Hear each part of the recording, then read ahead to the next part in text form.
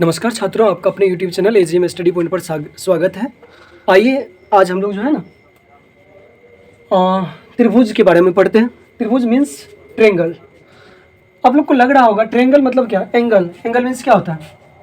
Angle means कोण होता है, और साइड मीन्स क्या होता है? भुजा होता है। तो हम इसे आज हम लोग इसे पढ़ने का प्रयास करते हैं। तो कुछ आकृति आप लोगों को दिख रहा होगा, देखिए इस आकृति के अनुसार बताइए तो ये कौन सा त्रिभुज है, ये कौन सा त्रिभुज है और ये कौन सा त्रिभुज है। पता है आप लोगों को? नहीं पता होगा, लेकिन हम आज आप लोगों को ये सारा चीज़ बताएंगे। बताइए, देखिएगा जैसे इनमें देखिए कि सब भुजा बराबर है, तो ये हो जाएगा कौन सा त्रिभुज? समबाहु त्रिभुज होगा, समबाहु त्रिभुज। ठीक है ना? ये कौन सा त्रिभुज होगा? समद्विबाहु, समद्विबाहु, समद्विबाहु त्रिभुज है। और ये कौन सा त्रिभुज होगा? समकोण त्रिभुज हो जाएगा। अब कहिएगा कि सर जी ये कैसे कैसे पता चलेगा? ये समकोण त्रिभुज हो जाएगा। तो इनके लिए आइए हम लोग इसको विस्तार से पढ़ते हैं। ठीक है बच्चों, चलिए देखिए कि त्रिभुज की जब हम लोग बात करेंगे ना, त्रिभुज, त्रिभुज, त्रि मतलब क्या होता है? तीन। त्रिभुज मीन्स क्या होता है? तीन होता है। त्रिभुज मीन्स तीन। अब भुज मीन्स तो समझ ही रहे होंगे, भुजा। तो तीन भुजा का जहाँ पे खेला शुरू होगा ना, तीन भुजा का जहाँ पे खेल होगा वो त्रिभुज हो जाता है। अब बताइए तीन भुजा, तो अब इसको हम लोग परिभाषा में जब बोलेंगे तब क्या, ये तो समझने के लिए आप लोग को बोल सकते हैं तीन भुजा। तो जहाँ पे तीन भुजा से कार्य चलता हो वो त्रिभुज कहलाएगा। लेकिन कैसे इसको किताबी भाषा में या पढ़ने की भाषा में हम लोग बोल सकते हो होते हैं। तो तीन भुजा से घिरे आकृति को, तो तीन भुजा, एक भुजा, दो भुजा, तीन भुजा, तीन भुजा से जो आकृति बनती है उसे हम लोग त्रिभुज कहते हैं। लिख लीजिए, परिभाषा भी लिखिएगा आप लोग। तो तीन भुजा से यहाँ लिख लीजिए त्रिभुज, त्रिभुज तीन भुजा से घिरे, तीन भुजा से घिरे आकृति को त्रिभुज कहते हैं। तीन भुजा से घिरी आकृति को क्या कहते हैं? त्रिभुज कहते हैं। ठीक है, आप लोग भी लिख लीजिए। अब जब हम लोग त्रिभुज जान लिए हैं तो त्रिभुज को हम लोग दो दृष्टिकोण से बांटते हैं। एक बांटते हैं कोण के आधार पे और दूसरा बांटते हैं भुजा के आधार पे। ठीक है, तो कोण के आधार पे जब हम लोग त्रिभुज को बांटेंगे तो वो होता है समकोण त्रिभुज, अधिक कोण त्रिभुज, न्यून कोण त्रिभुज। कोण के आधार पे त्रिभुज तीन प्रकार के होते हैं। कौन कौन? समकोण, अधिक कोण, न्यून कोण। समझ लीजिए सबको। समकोण, समकोण किसे कहेंगे? तो समकोण मतलब जिस कोण का मान 90 डिग्री हो। जिस समकोण का मतलब ये समझ रहे होंगे कि त्रिभुज के कोण का मान क्या होगा? 90 होगा। जिस त्रिभुज के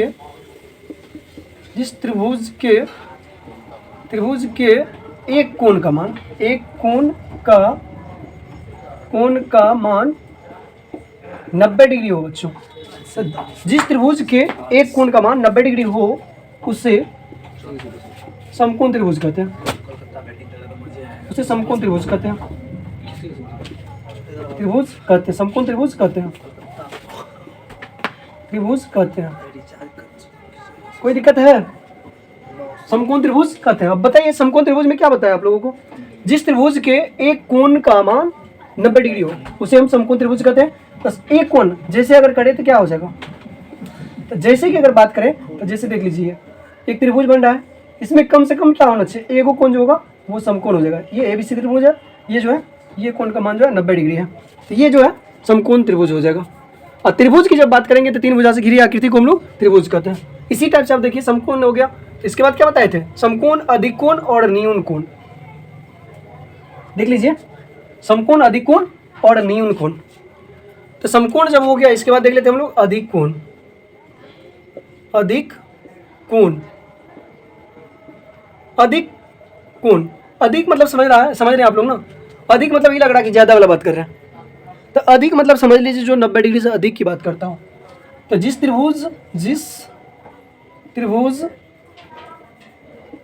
त्रिभुज के एक कोण का मान, एक कोण का मान 90 डिग्री से बड़ा हो, 90 डिग्री से बड़ा हो, 90 डिग्री से क्या हो? बड़ा हो। तो जब 90 डिग्री से बड़ा होगा तो क्या हो जाएगा? उसे अधिक कोण त्रिभुज कहते हैं। उसे अधिक कोण त्रिभुज कहते हैं। अधिक कोण त्रिभुज कहते हैं। कोई दिक्कत? अब इसका जो जैसे की बात करेंगे तो क्या हो जाएगा, इसका जैसे जो बनेगी आकृति वो कुछ इस प्रकार से बन जाएगी। इसका जो एगो कोण होगा ना ये बन जाएगा 90 डिग्री से अधिक, मतलब 110 डिग्री मान लीजिए, ए बी ये सी हो जाएगा। कोई दिक्कत? चलिए हम लोग इसके बाद पढ़ेंगे अधिक कोण हो गया, समकोण हो गया, न्यून कोण हम लोग पढ़ते हैं। तो इसका जो होगा न्यून कोण त्रिभुज हो जाएगा। तो न्यून कोण त्रिभुज की बात करेंगे तो जिस त्रिभुज के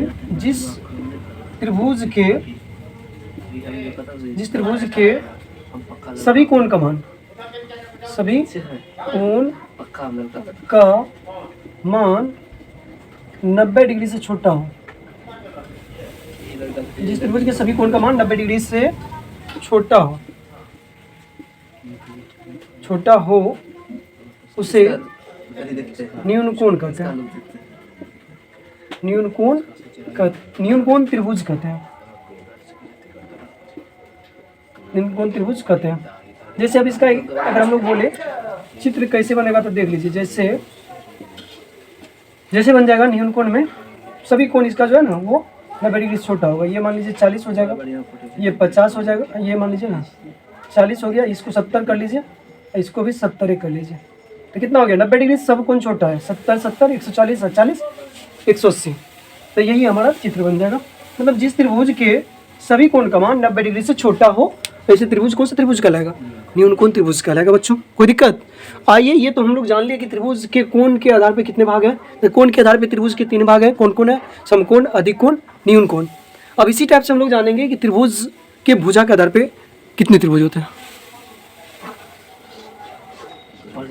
अब भुजा के आधार पे अगर हम बात करेंगे, भुजा के आधार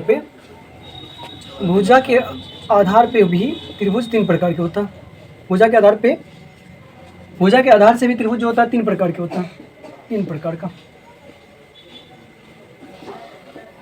कौन कौन होता है? समबाहु त्रिभुज, इसके बाद होता है विषमबाहु त्रिभुज, और होता है समद्विबाहु त्रिभुज। समबाहु, विषमबाहु, और विषमबाहु ने लिखे आपको, समबाहु, विषमबाहु और समद्विबाहु त्रिभुज। ठीक है, समबाहु, समद्विबाहु और विषमबाहु। तो भुजा के आधार पे भी त्रिभुज जो होता है वो 3 प्रकार के होता है। आइए हम लोग समबाहु त्रिभुज को जानते हैं। समबाहु त्रिभुज, समबाहु त्रिभुज, समबाहु त्रिभुज की अगर बात करें तो क्या होगा वो देखिए। जिस त्रिभुज के सभी भुजा या सभी कोण का मान समान हो, जिस त्रिभुज के सभी भुजा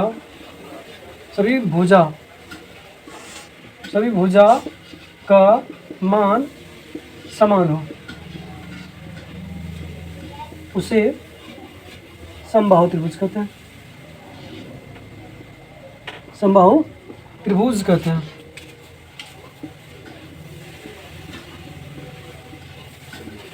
ये देख लीजिए यहाँ पर त्रिभुज लिख ही देते हैं। ये आकृति का मतलब त्रिभुज समझिए। समबाहु त्रिभुज का आकृति जो बनेगा इस टाइप से बनेगा, देख लीजिए 2 सेंटीमीटर 2 सेंटीमीटर 2 सेंटीमीटर, ये सारे भुजा जिनका होगा ना वो समान हो जाएगा। ठीक है, इसके बाद देखिए विषमबाहु त्रिभुज की अगर बात करें, विषमबाहु त्रिभुज, विषमबाहु त्रिभुज, तो विषमबाहु त्रिभुज की अगर बात करें तो क्या होगा? जिस त्रिभुज की कोई भुजा, जिस त्रिभुज के कोई भुजा या कोई कोण का मान समान न हो, कोई कोण का मान समान न हो,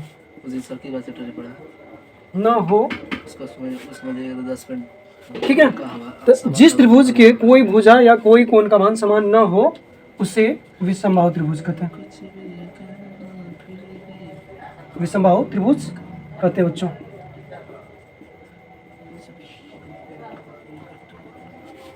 कहते हैं। अब इसका आकृति अगर बात करें तो कैसे होगा? विषमबाहु त्रिभुज की आकृति जब भी बनेगा तब इसमें मतलब ये जो दिया हुआ है इससे आप लोग को पता चल सकता है कि मतलब ये किस टाइप की त्रिभुज बनेगा। परिभाषा से आप लोग को पता चल जाएगा ना, जिस त्रिभुज के कोई भुजा या कोई कोण का मान समान ना हो उसे विषमबाहु त्रिभुज कहते हैं। इसमें क्या हो जाएगा, ये 2 सेंटीमीटर, इसे 3 सेंटीमीटर कर लीजिए, इसे 5 कर लीजिए। देखिए कोई भुजा इसका या कोई कोण का मान जो है वो समान नहीं होगा, तो ये जो है विषमबाहु त्रिभुज हो जाएगा। अब इसके बाद बचल क्या रह गया, तो हम लोग पढ़ लिए समबाहु, विषमबाहु और एक और कौन बचल रह गया, समद्विबाहु त्रिभुज बच गया। तो समद्विबाहु त्रिभुज की बात करेंगे तो क्या होगा वो देख लीजिए। आइए देखते हैं समद्विबाहु त्रिभुज किसे कहते हैं। समद्विबाहु त्रिभुज की अगर बात करें तो जिस त्रिभुज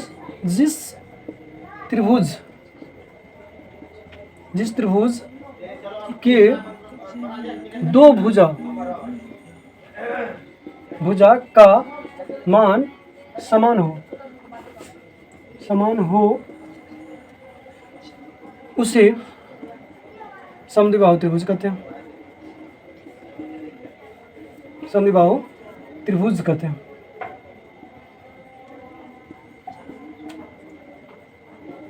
उसे समद्विबाहु त्रिभुज कहते हैं। कोई दिक्कत? अब देखिए समद्विबाहु त्रिभुज की अगर बात करें तो इसमें दो को भुजा बराबर हो जाएगा। ये मान लीजिए 5 है, ये भी 5 है, ये नीचे वाला जो हो जाएगा ना वो कुछ और हो जाएगा, 4 मान लीजिए। तो दो भुजा जब बराबर हो जाएगा ना तो वो समद्विबाहु त्रिभुज हो जाएगा। ठीक है, आइए और हम लोग देखते हैं। अब जब हम लोग त्रिभुज में चले आए हैं तो देखते हैं कुछ त्रिभुज के क्षेत्रफल के बारे में भी हम लोग जानते हैं। जैसे समकोण त्रिभुज के क्षेत्रफल के लिए हम लोग अगर पढ़े तो कैसे पढ़ते हैं, कैसे होगा वो देखिए। जब इतना चीज़ पढ़ लिए थोड़ा सा सूत्र जान लीजिए। तो त्रिभुज के परिमाप क्या होता है वो देखिए। त्रिभुज के परिमाप की अगर बात करें, ऐसे अगर हम किसी चीज़ के परिमाप की बात करें ना तो उसका जो बाह्य भुजा होता है ना, मतलब वो जोड़ दीजिए तो वही सारा जो है परिमाप हो जाता है। तो त्रिभुज का परिमाप की अगर बात करें तो मान लीजिए ये एक त्रिभुज है ना, तो त्रिभुज इधर वाला मान और इधर वाला मान, तीनों भुजा को जो जोड़िएगा ना तो वही त्रिभुज का परिमाप हो जाता है। इसी टाइप से अगर हम चतुर्भुज की परिमाप की बात करेंगे तो आप लोग को बताना है चारों भुजा का योग कर दीजिए, चतुर्भुज का परिमाप आ जाएगा। तो सब चीज़ का अलग अलग होता है। वर्ग में 4 गुना भुजा करते हैं या चार बार भुजा को जोड़ दीजिए, हो जाएगा। तो चलिए त्रिभुज के परिमाप बराबर हो जाएगा क्या, तीनों भुजा का योग, तीनों भुजा का योग हो जाएगा। कुछ सवाल कर लें हम लोग इस पे। आइए देखते हैं, कुछ सवाल कर लेते हैं। जैसे हम कर दें आप लोगों को कुछ सवाल दे देते हैं इनमें से। जैसे हम आप लोगों को दे दें एक त्रिभुज देख लीजिए, इसका भुजा 5 सेंटीमीटर, 4 सेंटीमीटर, 6 सेंटीमीटर है बच्चों। 5, 4 और 6 है। इसके बारे में अगर आप लोगों से पूछ दे कि इसका क्षेत्रफल क्या आएगा तो बताइए क्या होगा। नहीं, क्षेत्रफल नहीं, इसका परिमाप क्या आएगा तो बताइए। क्षेत्रफल में हम लोग पढ़ेंगे अभी तब बताएंगे। इसका परिमाप का अगर हम लोग बात करेंगे तो क्या होगा, तो परिमाप के लिए हम लोग को क्या करना पड़ेगा, देख लीजिए इसका क्या क्या मान है। तो ए बी कितना है बच्चों, ये 5 है। बी सी कितना है बच्चों, 4 है। ए सी कितना है बच्चों, 6 है। ये सब इकाई में है, कोई मात्रक मान लीजिए, सेंटीमीटर मीटर कुछ मानिए, अभी कुछ नहीं है तो कोई बात नहीं, चलिए रहने दीजिए। तो त्रिभुज के परिमाप बराबर हम लोग क्या पढ़े, तीनों भुजा का योग। त्रिभुज के परिमाप बराबर क्या पढ़े, त्रिभुज के परिमाप कर लीजिए। त्रिभुज के परिमाप बराबर पढ़े हैं तीनों भुजा का योग, मतलब क्या, A B plus B C plus A C कितना कितना है, 5 प्लस 4 प्लस 6, 6 4 10 5 15 हो जाएगा बच्चों। समझ रहे हैं ना, मैं नहीं लग रहा है दिक्कत होना चाहिए किसी को। अब कोई भी त्रिभुज क्यों ना हो जाए, ये कौन सा है, विषमबाहु त्रिभुज है। अब समकोण पूछ देगा तो क्या कीजिएगा इसमें, तो इनमें भी फिर कोई ना कोई भुजा दे ले लेगा। जब भुजा दे ले लेगा, या ऐसे मान लीजिए कि 2 भुजा दे देगा, तीसरा भुजा नहीं दे लेगा, तो क्या करेंगे हम लोग, तो 2 को भुजा दे ले, तीसरा भुजा निकाल लेंगे। तो तीसरा भुजा निकालने के लिए हम लोग क्या करेंगे, तो समकोण त्रिभुज को एक बार फिर से हम लोग को पढ़ना पड़ेगा, क्योंकि कर्ण लंब से संबंधित या ऐसे हम लोग पढ़ चुके हैं क्लास 10th के मैथ जब हम लोग बना रहे थे, लाल कक्का पे आधारित सवाल जब बना रहे थे। ठीक है, तो एक बार नहीं हुआ तो फिर से हम लोग समकोण त्रिभुज पे बात करेंगे। लेकिन चलिए आज हम लोग सभी त्रिभुज पे चल रहे हैं, तो सब त्रिभुज पे होते हुए आगे बढ़ते हैं। ये परिमाप समझ में आ गया ना। अब जो त्रिभुज होता है, अगर हम लोग क्षेत्रफल की बात करेंगे तो जैसे समकोण त्रिभुज के क्षेत्रफल की बात करें तो कैसे होगा, समकोण त्रिभुज अगर है उसका क्षेत्रफल की बात करेंगे तो भुजा मान लीजिए ये 3 सेंटीमीटर, ये 4 सेंटीमीटर दे दिया, ये समकोण त्रिभुज है बच्चों। तो समकोण त्रिभुज के क्षेत्रफल बराबर होता है, समकोण त्रिभुज के क्षेत्रफल बराबर होता है, यहाँ पे क्षेत्रफल है पूरा लिख देते हैं, देख लीजिए। क्षेत्रफल बराबर हो जाता है, क्या होता है बच्चों, 1/2 होता है, आधार होता है, गुना ऊंचाई हो जाता है। कोई दिक्कत नहीं होना चाहिए, 1/2 है। ये देख रहे हैं ऊंचाई किसको कहते हैं, ये दिख रहा नहीं, ये ऊंचाई हो गया, ये क्या, आधार है। ऊंचाई हो गया 3, और नहीं आधार है ना, पहले आधार हो गया 4, ऊंचाई हो गया 3, 2 से काट दीजिए, 2 दूना 4 कटेगा, हमारा आंसर जो आएगा ये इतना वर्ग इकाई हो जाएगा।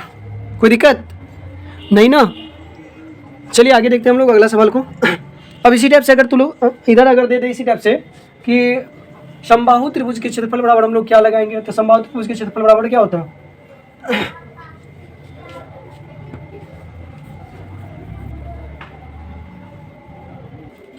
तो जब त्रिभुज समबाहु त्रिभुज की बात करेंगे, समबाहु त्रिभुज समझ रहे हैं बच्चों ना, जिस त्रिभुज के सभी भुजा का मान समान हो, ऐसी त्रिभुज क्या कहलाती है? समबाहु त्रिभुज कहलाती है। तो समबाहु त्रिभुज के क्षेत्रफल बराबर क्या होता है? समबाहु त्रिभुज के क्षेत्रफल बराबर होता है बच्चों, समबाहु त्रिभुज के क्षेत्रफल बराबर हो जाता है √3/4 भुजा स्क्वायर। समझ रहे हैं? √3/4 भुजा स्क्वायर हो जाता है समबाहु त्रिभुज के क्षेत्रफल बराबर। √3 और √3/4 अगुना भुजा कितना है इसका, बोलिए इसका क्षेत्रफल निकालेंगे तो 2 हो जाएगा। काटिए इसको, 2 दूना 4 कटेगा, तो हमारे पास और नहीं इसका स्क्वायर करना पड़ेगा ना बच्चों, 2 का स्क्वायर हो जाएगा। तो क्या बचेगा? √3/4, ये नहीं कटेगा अभी, √3/4 इंटू हो जाएगा, 2 दूना कितना 4, ये कटेगा 4 से 4, तो √3 बचेगा। और √3 का मान कितना होता है बताइए आप लोग, कमेंट करके बता दीजिए थोड़ा सा अगर आप लोग को पता हो तो। √3 का मान की अगर बात करेंगे तो 1.73 होता है। तो यही हमारा आंसर हो जाएगा। आंसर जो है आप लोग थोड़ा सा मान उनको रख लीजिएगा, कोई दिक्कत नहीं, याद रखिएगा, ठीक ठाक रहेगा। चलिए तो इतना पे ही हम लोग आज की क्लास को ब्रेक करते हैं।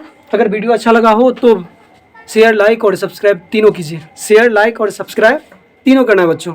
अगर हमने आप लोगों को कुछ सिखाने का काम किया तो इतना काम तो आप लोग का बनता है बच्चों। वीडियो में बने रहने के लिए धन्यवाद। आइए फिर मिलते हैं अगले वीडियो।